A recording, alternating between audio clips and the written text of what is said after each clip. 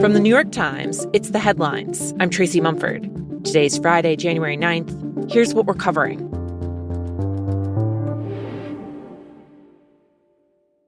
Your top group is going to be Ops 1, Engine 7 with Medic 314. They have a male who was shot twice in the arm and his wife who was shot in the chest. Police are en route. In Portland, Oregon yesterday, Border Patrol agents fired on 2 people during a traffic stop, just a day after an ICE officer fatally shot a woman in Minneapolis. A Homeland Security spokeswoman said the agent in Portland fired after the driver tried to run them over. The department made the same claim in Minneapolis, though video analysis by the Times appeared to contradict that. In Portland, the spokeswoman said Border Patrol was targeting an undocumented immigrant who was a member of the Tren de Aragua gang. We know what the federal government says happened here. There was a time when we could take them at their word. That time is long past. Portland's mayor called for an independent investigation and said the shooting was a sign that federal immigration efforts are out of control. Portland is not a training ground for militarized agents. We stand with Minneapolis. We stand with Chicago. We stand with LA. The Portland police chief said his officers only learned about the shooting when the injured man called 911. He had driven off, and paramedics reached the victims more than 2 miles from where the traffic stop happened. On emergency radio broadcasts, an EMT said that the woman in the car had a chest wound. The police chief said when his officers did get to the scene, the federal agents involved in the shooting were no longer there. Meanwhile, the Times has learned that several weeks ago, officials at ICE headquarters sent out a stark warning to its agents across the country. In an email, they were told about an increase in protests and threats against officers. And the email said that they should be, quote, prepared to take appropriate and decisive action should you be faced with an imminent threat. It was signed by the head of Enforcement and Removal Operations, who wrote, I have full faith and confidence that each of you possess the training and knowledge to exercise the appropriate response.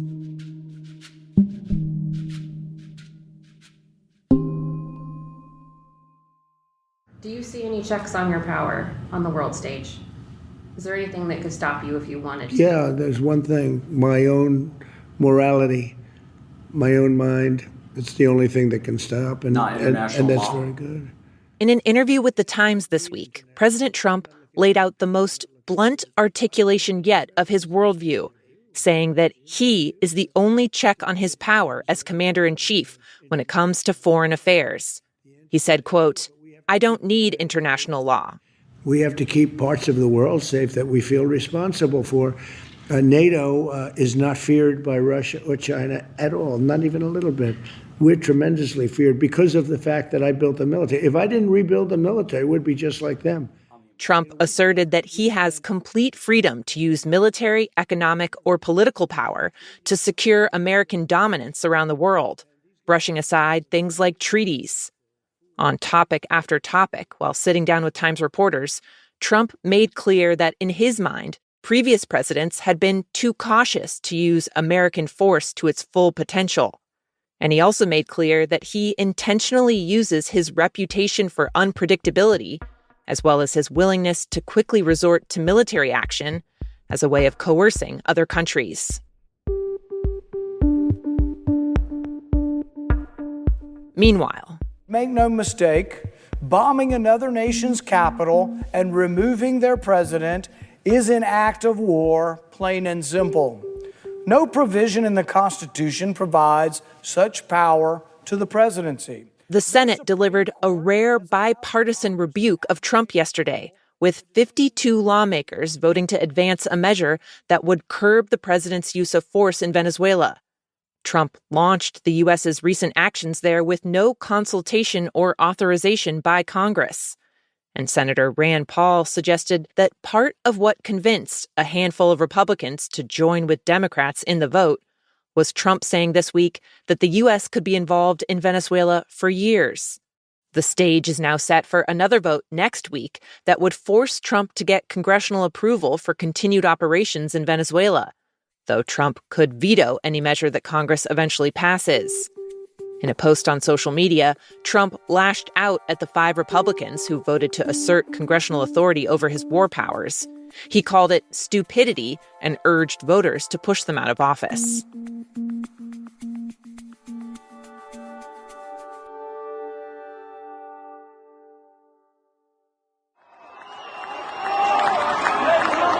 In Iran, nationwide protests against the country's authoritarian government escalated last night. Crowds gathered in Tehran and other major cities, setting cars and government buildings on fire. For weeks, unrest has been building in the country as people have taken to the streets in anger over a range of issues. The biggest one, Iran's failing economy. Last month alone, inflation was over 40%. The government has tried to quell the protests with a range of measures. They recently announced a plan to give most citizens a monthly payment of about $7, roughly enough to buy 2 pizzas in Tehran. And yesterday, the country's internet was shut down after Iran's security services said they would take tough measures against demonstrators. Reached by phone, more than a dozen witnesses told The Times the protests still continued, with large crowds forming in cities around the country. They said the crowds were diverse: men, women, young, old. Some chanted, "Death to Khamenei," a reference to Iran's supreme leader. Human rights groups say that in recent days, dozens of people have been killed in clashes with government forces.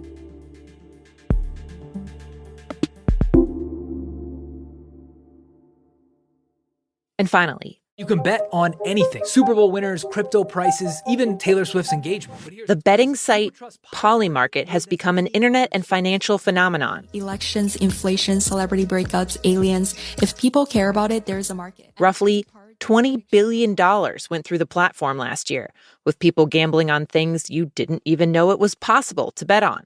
Now the site has sparked a truly bizarre situation that has the internet debating, what does it mean to really invade a country? On Polymarket, a bunch of people had bet that the U.S. would invade Venezuela. So when U.S. forces swept in and seized the country's leader, Nicolas Maduro, they thought they were about to collect their winnings. But Polymarket has added a note to the page for that particular bet saying the U.S. mission was a snatch and extract job, and that technically doesn't count as an invasion. Users didn't love that, with one posting, "Everyone is calling it an invasion." The company declined to comment when the Times reached out, and the government agency which regulates Polymarket, the Commodities Futures Trading Commission, didn't respond. At present, people are still pouring money into other bets on the site, like if the U.S. will acquire Greenland. Those are the headlines. If you'd like to play the Friday News Quiz, it is just after these credits. This show is made by Will Jarvis, Jan Stewart, and me, Tracy Mumford.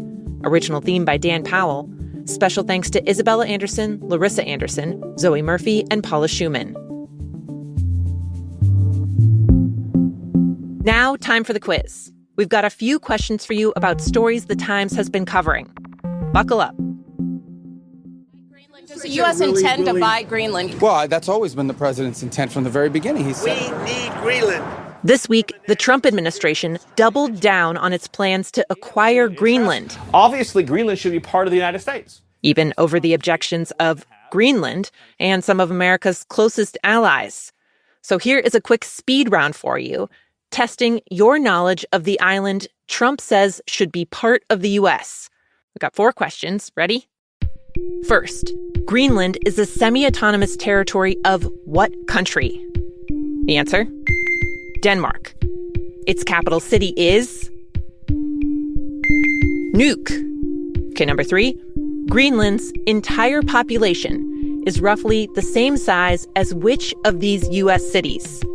San Francisco, Portland, Maine, or Omaha, Nebraska? The answer? There are only about 58,000 people in Greenland. That is just a little bit less than Portland, Maine. And last question, it is a toughie. Because there is so little vegetation on the island, historically, Greenlanders got a lot of their vitamin C from what? The answer? Whale skin, which apparently is a very rich source of the vitamin. Next up, speaking of getting your vitamins, this week, health officials rolled out new dietary guidelines, including a revamped food pyramid. And Dr. Mehmet Oz, who serves in the administration, talked up some of the other updated health advice, saying it was in keeping with places that are famous for long lifespans. If you look at the blue zones, for example, around the world where people live the longest, was sometimes part of their diet. So there is on these dietary guidelines, but the implication is don't have it for breakfast. What food or beverage was he talking about? In the best case scenario, I don't think you should drink alcohol, but it does allow people an excuse to bond and socialize, and there's probably nothing healthier than having a good time with friends in a safe way. The new federal guidance on drinking says people should limit their alcohol consumption, though it no longer lists specific amounts. And last question for you. The sparkling acrobatics of Chicago goalie Glenn Hall prevent the Red Wings from scoring. This week, the NHL goalie who fundamentally changed the game of hockey died at the age of 94. Hall is virtually indestructible. Before Glenn Hall came along, goalies spent almost the entire game standing up. But Hall started dropping to his knees so he could spread his lower legs out on the ice and basically block the entire net. If you watch a hockey game today, almost every goalie uses that technique. Your question: what is it called? Don't worry, there are hints. I will give you a few phrases that use the word. Think: the blank effect, a blank knife, or float like a blank. The answer? It's called the butterfly style, which brought Hall way closer to the ice. And fun fact, I guess it's fun, he was doing this before goalies wearing masks was standard, and he had the scars to prove it. Over the course of Hall's career, he estimated he got over 300 stitches from flying pucks. After one shot on goal left him with a big gash and knocked out a tooth, he said he remembered a dentist telling him how lucky he was. He said he replied through swollen lips, "I don't feel lucky." That is it for the news quiz. I'm going to go count my teeth. Our email is theheadlines@nytimes.com. We will be back on Monday.